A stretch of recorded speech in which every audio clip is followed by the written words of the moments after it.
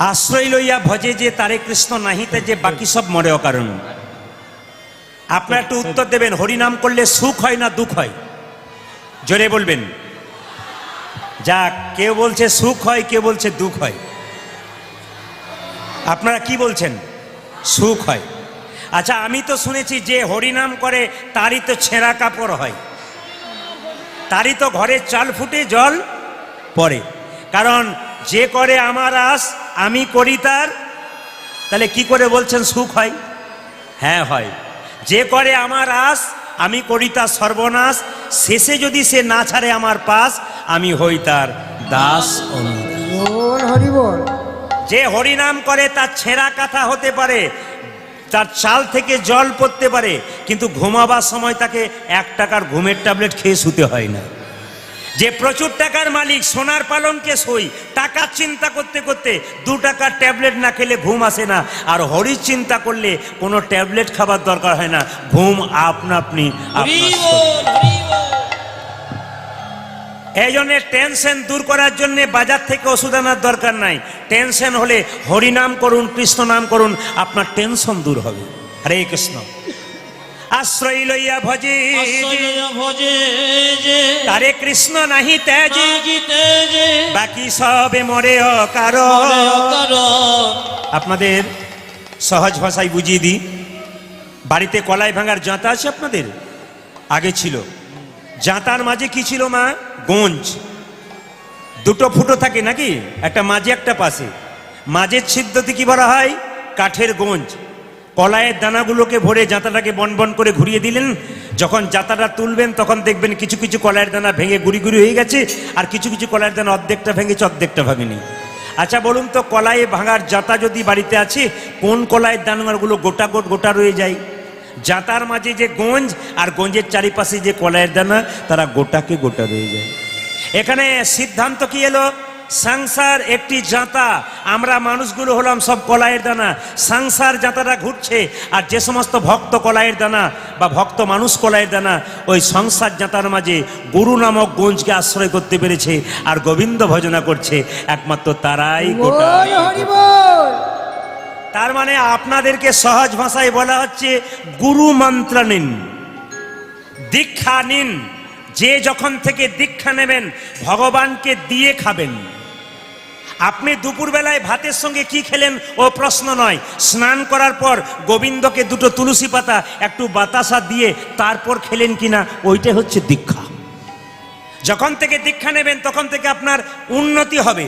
যখন থেকে দীক্ষা নেবেন তখন 2টো চোখ ছিল, গুরু কৃপার বস্তু সাধন ভজন করতে করতে আর একটা চোখ হবে, ওই চোখটার নাম জ্ঞান চক্ষু। এই জন্য যতক্ষণ না গুরু মন্ত্র নেবেন, থালা থালা আপেল কলা মন্দিরে নিয়ে যাবে, ভগবান একটাও গ্রহণ করবে না। আর গুরু মন্ত্র নিলে সেটা গ্রহণ করবে। কোনো বৈষ্ণব বাড়িতে গেলে বলবে, মা তোমার বাড়িতে একটু জল সেবা হবে? আপনি বলবেন হ্যাঁ হবে, কিন্তু উনি জিজ্ঞেস করবেন দীক্ষা হয়েছে তো? আপনি বলবেন না হয়নি, আপনার বাড়িতে জলসেবা গ্রহণ করবে না। নিবেদন আপনাদের কাছে, যদি গুরুমন্ত্র না নেন আপনার জীবনটাই ব্যর্থ হয়ে যাবে। রামকৃষ্ণ পরমহংসদেব বলেছে, গুরু হচ্ছে ঘটক। ঘটক যেমন বিয়ের জন্য ছেলে আর মেয়ের সম্বন্ধ করে কে? ঘটক। ভক্ত আর ভগবানের মধ্যে মিলিয়ে দেয় কে? গুরু। যদি আপনারা পদ্মপুরাণ পড়েন তাহলে ব্যাসমুনি বলেছেন, গুরু হতে গেলে যাকে তাকে গুরু হওয়া যায় না, গুরুর গুরুত্ব থাকা যায়। গুরু যে কথাগুলো বলছে নিজে পালন করছে কিনা আগে দেখতে হবে, তবে আপনার গুরু মন্ত্র নেওয়া সার্থক হবে। গুরু যদি বলে ভোর 4টের সময় ঘুম থেকে উঠবি, আর নিজেই সকাল 8টার সময় উঠছে, তাহলে কিন্তু নিতাই গৌর হরিবোল হয়ে গেছে। গুরু রামায়ণ মহাভারতের কথা আপনার সামনে বলছে, কিন্তু নিজেই পালন করে না, সাপের বিষের মতো হয়ে যায়। দুধের মধ্যে সাপ যদি মুখ দিয়ে দেয়, তবে সেই দুধটা যেমন বিষ হয়ে যায়। যিনি ভালো ভালো হরি কথা বলেন কিন্তু নিজেই মানেন না, ওনার গোটা কথাটাই বিষাক্ত হয়ে যায়। গুরু যদি নিজেকে ভগবান মনে করে তাহলে ভুল হবে। শিষ্য গুরুকে ভগবান ভাবতে পারে, কিন্তু গুরু শিষ্যকে কোনোদিন, আর শিষ্য কোনোদিন গুরুকে ভগবান ভাবতে পারে, গুরু কিন্তু নিজেকে ভগবান ভাববে না।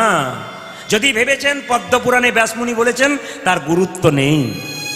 এই জন্য আপনাদের কাছে নিবেদন রইল, যে যেখানে বসে আছেন, রামকৃষ্ণ পরমহংসদেব বলেছেন যে গুরু যদি করতে হয় বেছে বেছে করবে।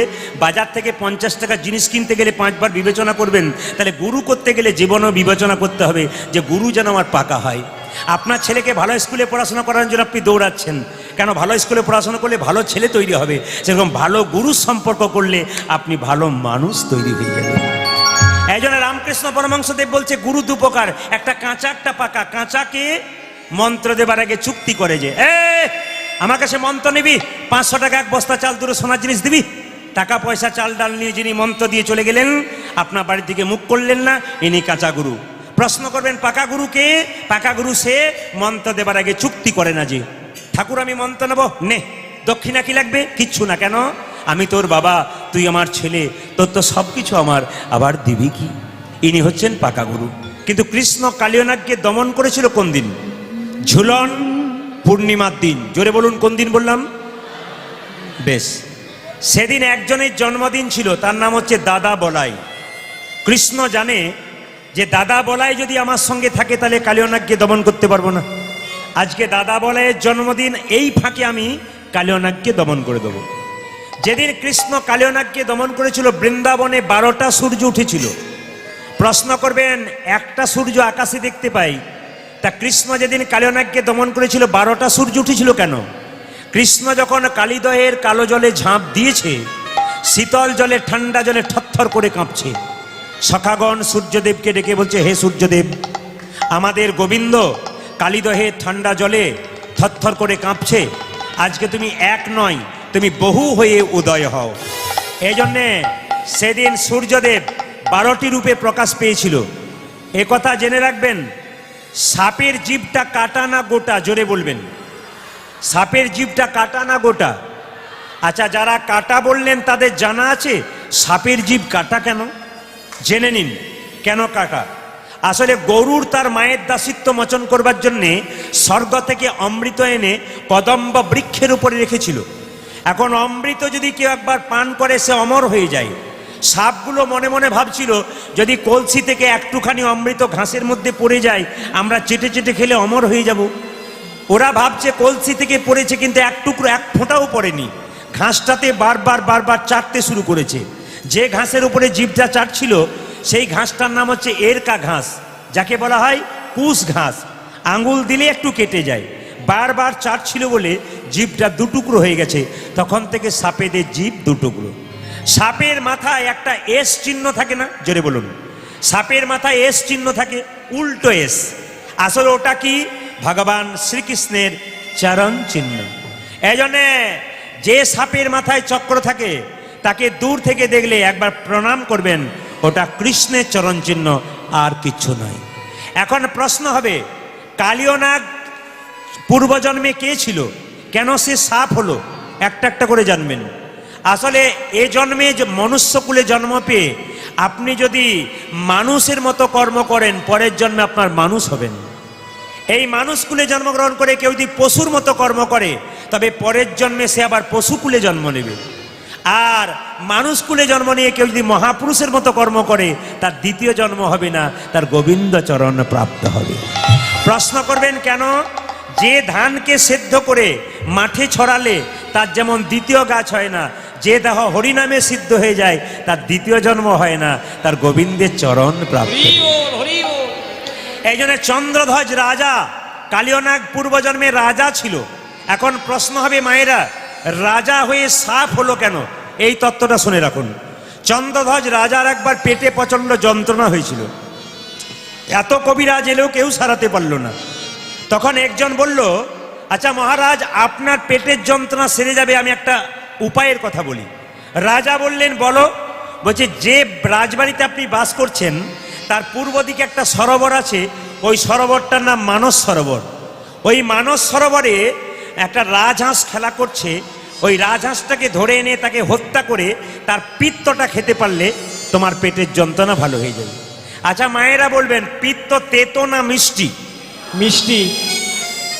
কেন? আপনারা তো মাছের পিত্ত খেয়েছেন হয়তো, ওই জন্য তেতো বলছেন, কিন্তু রাজহাঁসের পিত্ত খেয়েছেন? কেউ খেয়েছেন? তাহলে এখন তেতো বললেন কি করে? মানে পিত্ত মানেই তেতো, ঠিক। তাহলে রাজহাঁসের পিত্তটা খেতে হবে। রাজহাঁস কেঁদে কেঁদে বলল, আচ্ছা আমাকে না মেরে যদি আপনার পেটের রোগ ভালো হয়, একটা উপায়ের কথা বলবো। মহারাজ বলছে, বলো। বলছে, যে সরোবর থেকে আমাকে ধরে আনলে সেই সরোবরের উত্তর দিকে একটা গাছের মধ্যে একটা মুনি বসে আছে। সেই মুনির চরণ ধোয়া জল তুমি যদি পান করতে পারো তোমার পেটের যন্ত্রণা ভালো হবে। রাজা বলে কথা, তিনি কি করলেন, একটি সোনার পাত্র নিলেন, পাত্রটা নিয়ে গিয়ে মণিবরকে বললেন, মণিবর তোমার ডান পাটা এগিয়ে দাও। মণিবর ডান পাটা এগিয়ে দিল, দেখলো পুঁজ আর রক্ত, ছি এই জল আমি পান করতে পারবো না। মণিবর তুমি তোমার বাঁ পাটা এগিয়ে দাও। ও মা, পুঁজ রক্ত তো রয়েছে, তার সঙ্গে পোকা কিলবিল করছে, ছি এই জল পান করতে পারবো না। তবে রাজা চন্দ্রধ্বজ একটা ভালো কাজ করেছিল, বৈষ্ণবের চরণ ধোয়া জল মাথায় করে নিয়েছিল। সেই চরণ ধোয়া জল যখন মাথায় করে আনলো, নিজে খেতে পারলো না। চন্দ্রধর রাজার দুটো স্ত্রী ছিল, তারা বলল, স্বামী বৈষ্ণবের চরণ ধোয়া জল পান করতে পারলে না, আমাদের দাও। যেই না চরণ ধোয়া জলটা দিয়েছে, সঙ্গে সঙ্গে তার দুজন স্ত্রী পান করেছে। সেই মুনি ছুটে এসে বলল, রাজা তুমি আমার চরণ ধোয়া জলকে অপমান করলে, আমি তোমাকে অভিশাপ দিলাম, তোমার যেন সর্পকুলে জন্ম হয়, তোমার যেন সর্বকুলে জন্ম হয়। তোমার যেন সর্পকুলে জন্ম হয়। সর্পকুলে জন্ম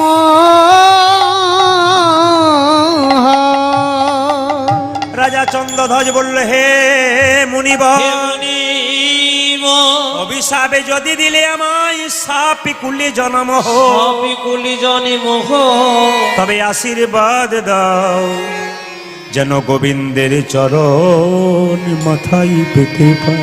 মাথায় পেতে পারে। মুনিবর বলল, রাজা চন্দ্রধ্বজ, কেউ যদি অপরাধ করে তার অপরাধের ক্ষমা চেয়ে নেয়, তাকে তো আশীর্বাদ করতে হয়।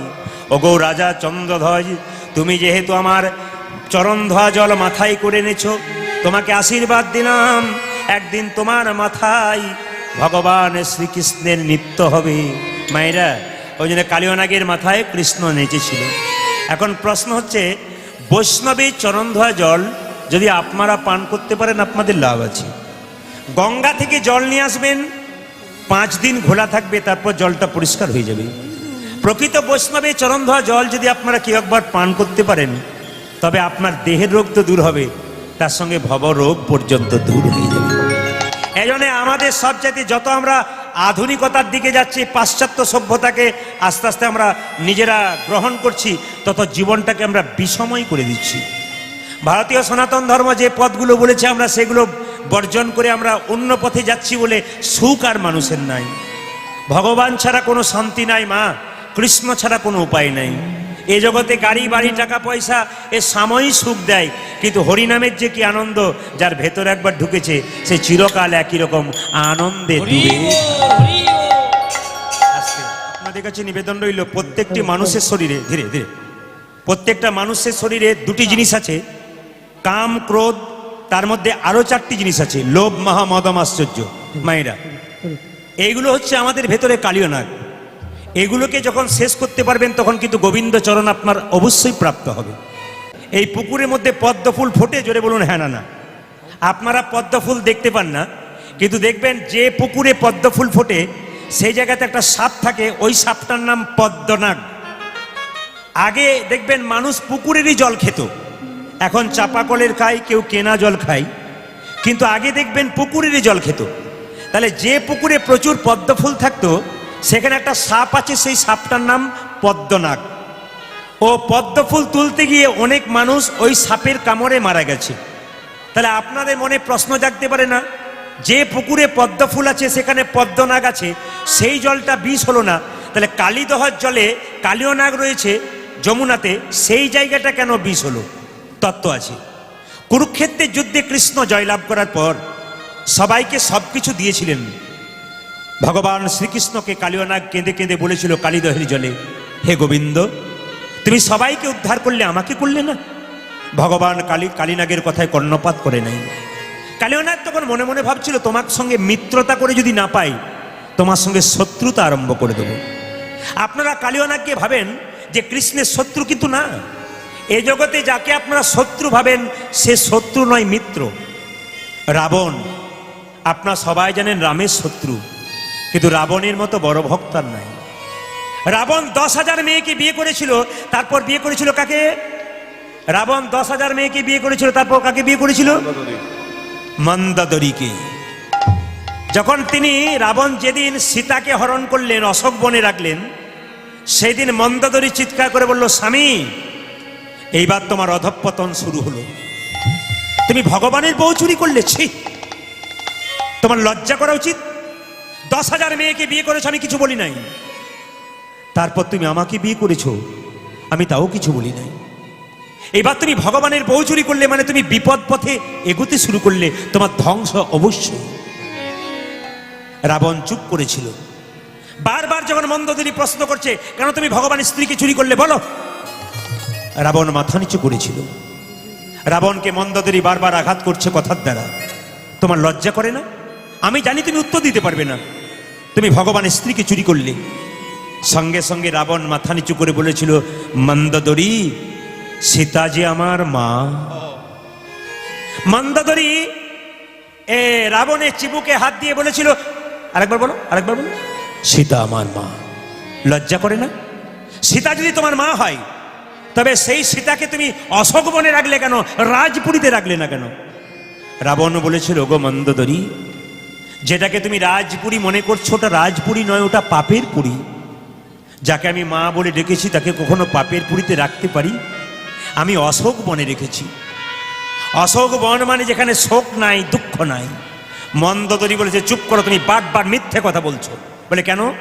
অশোক বনে দুঃখ নাই বলছো, তাপ নাই বলছো, কিন্তু অশোক বনে তোমার লোকরা বারবার সীতাকে আঘাত করছে কেন? এ কথা শুনে রাবণ বলছে, শোনো শোনো মন্দোদরী, সীতা মাকে আমার লোকে বারবার আঘাত করে কেন জানো? নদীতে যদি নৌকা বাঁধা থাকে, আর সেই নৌকায় যদি কেউ বারবার আঘাত করে, তবে কেউ ছুটে আসুক আর নাই আসুক, নৌকার মালিকই কিন্তু ছুটে আসে। ছুটে আসে সীতা যে আমার পরপারের নৌকা। পরের নৌকা। বারবার সীতাকে যদি কেউ আঘাত করে, তবে কেউ ছুটে আসুক আর নাই আসুক, সীতাপতি রামচন্দ্র ছুটে আসে। আর যদি রামচন্দ্র আমার কাছে ছুটে আসে, তবে যে আমি রামচরণ লাভ করতে পারি। বাবা, হ্যাঁ গো, তোমার সীতা আমাকে বারবার লোকে আঘাত করছে, তুমি কাঁদছো না কেন? রাবণ তখন মাথা নিচু করে বলেছিল, শোনো মন্দোদরী, এখন থেকে কেঁদে কেঁদে যদি সব চোখের জল শেষ করে দেব, যেদিন সীতাপতি রামচন্দ্র আসবি, সেদিন আমি তার চরণে কি দিয়ে ধুয়ে দেব বলো? যদি চোখের জল এখন থেকে শেষ করে দিই। বাবা, তাহলে রাবণকে যারা বাইরের চোখে শত্রু ভাবে, শত্রু নয়, তার মতো ভক্ত আর নাই। কালিয়নাগ মনে মনে ভাবছে, কালিয়নাগ মনে মনে ভাবছে, ওগো গোবিন্দ, কুরুক্ষেত্রে যুদ্ধে জয়লাভ করে তুমি সবাইকে উদ্ধার করলে, কিন্তু আমাকে করলে না। এবার আমি তোমার সঙ্গে শত্রুতা আরম্ভ করব, এমন বিষ ঢালতে শুরু করব, আমার কালীদহের পাট দিয়ে যত পশু পাখি পেরিয়ে যাবে, তারা বিষের জ্বালাই ছটপট ছটপট করবে। আর মৃত্যুর আগে তোমার নাম করতে করতে মরবে।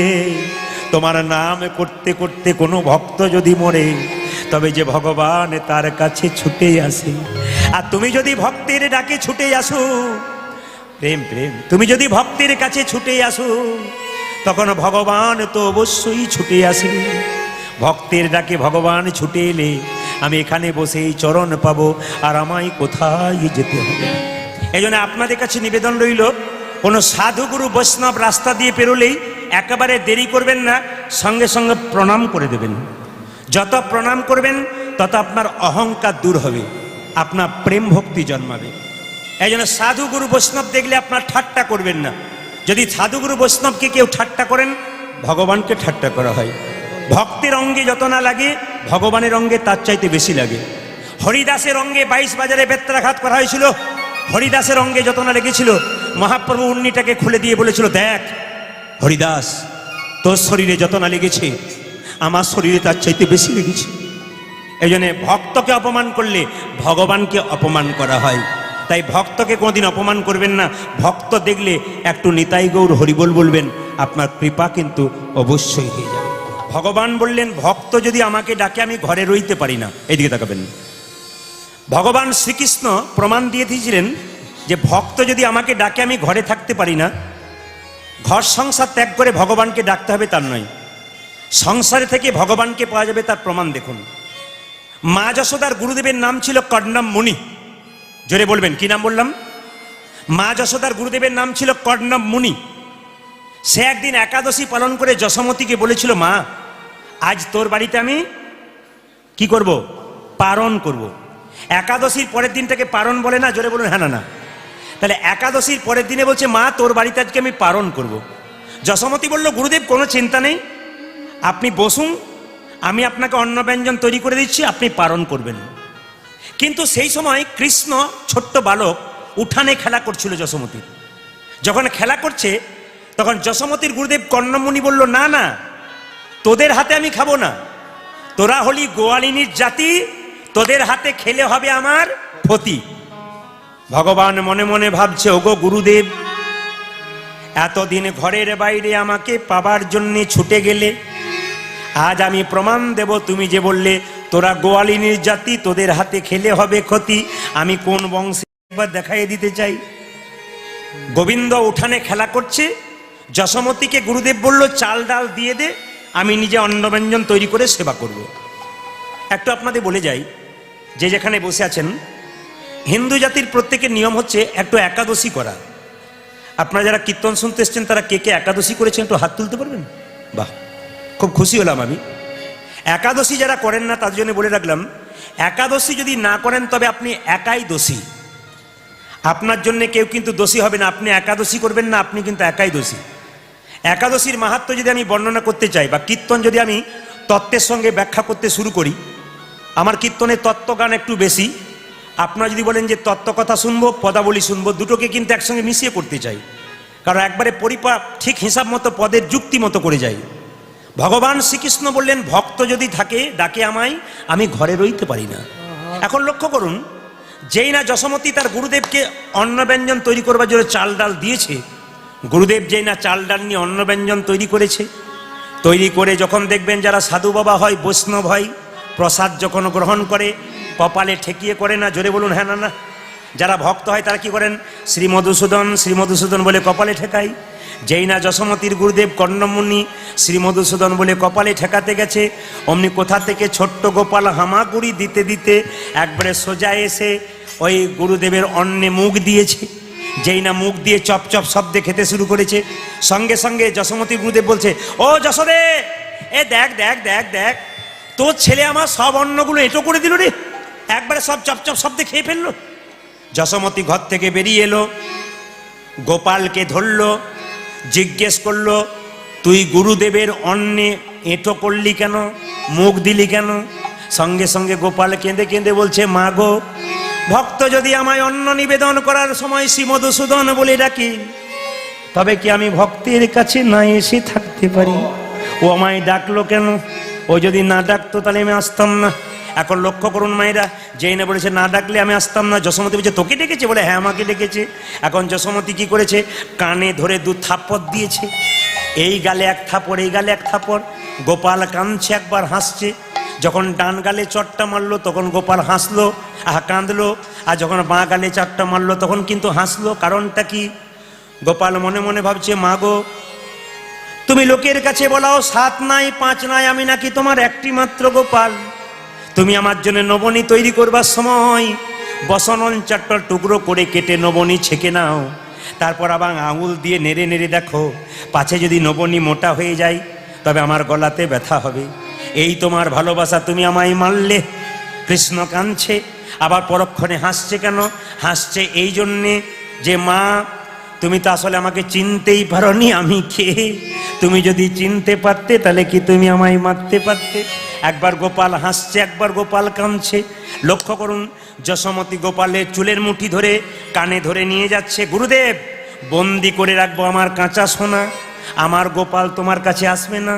এখন লক্ষ্য করুন, যেই না চাল ডাল আবার গুরুদেবকে দিয়েছে, আর ছেলেটাকে নিয়ে গিয়ে বাড়ির মধ্যে বন্ধ করে জানলাতে দড়ি দিয়ে বাঁধতে শুরু করেছে। বাঁধতে বাঁধতে সবসময় 2 আঙ্গুল কম পড়ে যাচ্ছে গিট দিতে গিয়ে। গোপাল মনে মনে ভাবছে, মা গো, এই জগতে কেউ আমায় দড়ি দিয়ে বাঁধতে পারে না, যদি কেউ প্রেমের বাঁধনে আমায় বাঁধতে পারি, একমাত্র তার কাছে আমি বাধা দিই। ও ওগো তুমি ছিলে, তুমি পূর্বজন্মে ধরা দেবী ছিলে, নিজের স্তন কর্তন করে আমার সেবা দিয়েছিলে বলে তুমি আমার মা হতে পেরেছিলে, প্রেমের বাঁধনে আমায় বেঁধেছিলে বলে তুমি আমার মা হতে পেরেছিলে। লক্ষ্য করুন, যখন গোপালকে বাঁধতে যাচ্ছে 2 আঙ্গুল কম পড়ছে, তত্ত্ব বলছে 2 আঙ্গুলটা কি? 2 আঙ্গুল মানে যশোমতী যখন গোপালকে বাঁধছিল তখন দুটো জিনিসের অভাব ছিল, একটি প্রেম, একটি ভক্তি, ওই জন্য 2 আঙ্গুল কম পড়ে যাচ্ছ। যশোমতী কি করলো, দরজাটা বন্ধ করে শেকলটা দিয়ে সে গুরুদেবকে বলছে, গুরুদেব চাল ডাল দিলাম, এবার অন্নব্যঞ্জন তৈরি করুন। এখন যশোমতী রান্নাশালে রান্না করছে, আর গুরুদেব চাল ডাল নিয়ে যখন অন্নব্যঞ্জন তৈরি করে আবার শ্রী মধুসূদন বলে চোখটা মুজেছে, কোথা থেকে গোপাল এসে আবার খেতে শুরু করেছে। সঙ্গে সঙ্গে যশোমতীকে বলছে, যশোদে এ দেখ দেখ দেখ তোর গোপাল আবার এসেছে। যশোমতী রান্নাশাল থেকে বলছে, গুরুদেব আপনি ভুল করছেন। বলে কেন? ও আমার গোপাল নয়, নিশ্চয়ই পাড়ার কোনো ছেলে বটে। বলে একবার বেরিয়ে আই। যেই না যশোমতী বেরিয়ে এলো, অমনি দেখলো সত্যি তার গোপাল বসে বসে চপ চপ শব্দে ভাত খাচ্ছে। সঙ্গে সঙ্গে গুরুদেব বলছে, মা যশোমতী বলছে, ওগো গুরুদেব, আমি তো আমার গোপালকে বন্দি করে রেখেছি বাড়ির ভেতরে, আমার গোপাল এলো কোথা থেকে? যেই না যশোমতী দরজাটা খুলেছে, দেখছে ঘরে একটা গোপাল রয়েছে, বাইরে একটা গোপাল রয়েছে। গুরুদেব কেঁদে কেঁদে বলে, যশোমতী রে, এতদিনে বনে জঙ্গলে ঘুরে বেড়ালাম গোবিন্দ পাবার জন্য, কিন্তু কোনোদিন গোবিন্দ পেলাম না। আমার ভাগ্য কত ভালো। বলে কি? এই যে ঘরে গোপাল, বাইরে গোপাল, ঘরে গোপাল বাইরে গোপাল, ঘরে গোপাল, বাইরে গোপাল, ঘরে গোপাল বাইরে গোপাল, মনির বড় ভালো কপাল। ঘরে গোপাল, বাইরে গোপাল, মনির বড় ভালো গোপাল, ঘরে গোপাল বাইরে গোপাল, মনির বড় ভালো কপাল। ঘরে গোপাল, বাইরে গোপাল, মুনির বড় ভালো কপাল, ও যে ভাগ্য নইলে মিলে না রে। মুনির বড় ভালো গোপাল, ভাগ্য নইলে মেলে না রে। মুনির বড় ভালো গোপাল, ঘরে গোপাল বাইরে গোপাল। মায়েরা, আপনারা আপনাদের ছেলে মেয়েকে সাজাবেন কেমন করে? যশোমতী কিভাবে গোপালকে সাজাতো, যার জন্য গোপালের বিপদ হতো না। শাস্ত্র বলল আপনারা কিভাবে আপনাদের ছেলে মেয়েকে সাজাবেন। যশোমতী তার ছেলেকে কপালে হরিচন্দনের মৃত্তিকা দিত। প্রশ্ন করবেন মায়েরা, হরিচন্দনের মৃত্তিকা কিভাবে তৈরি হয়? বলছে যশোমতী তার স্তনদুগ্ধ আর তুলসী তলার কাঁচামাটি একসঙ্গে মিশিয়ে ছেলের কপালে দিতেন, ছেলে কোনো বিপদ হতো না। আপনারা যারা কীর্তন শুনতে এসছেন, যাদের কোলে ছোট ছোট বাচ্চা আছে, তাদের কাছে বারবার নির্দেশ দিয়ে যাব, যদি আপনার বাচ্চার কপালে হরিচন্দনের মৃত্তিকা দিতে পারেন। আরে আরেকবার বলে দিই, হরিচন্দনের মৃত্তিকা কাকে বলে? তুলসী তলার কাঁচামাটি আর মায়ের স্তনদুগ্ধ একসঙ্গে মিশিয়ে ছেলের কপালে দিলে ছেলের কোনো বিপদ হয় না। মা যশোদা গোপালকে নিয়ে যখন কোলে বসে আছে, শ্রীদাম সুদাম দাঁড়িয়ে আছে, মায়ের কোল থেকে গোপাল নেমে যাচ্ছে, আর মা কি করছে দেখুন, আঁচল ধরিয়া হাতে। আচ্ছা মায়েরা, ছেলের কোনো বিপদ হবে না।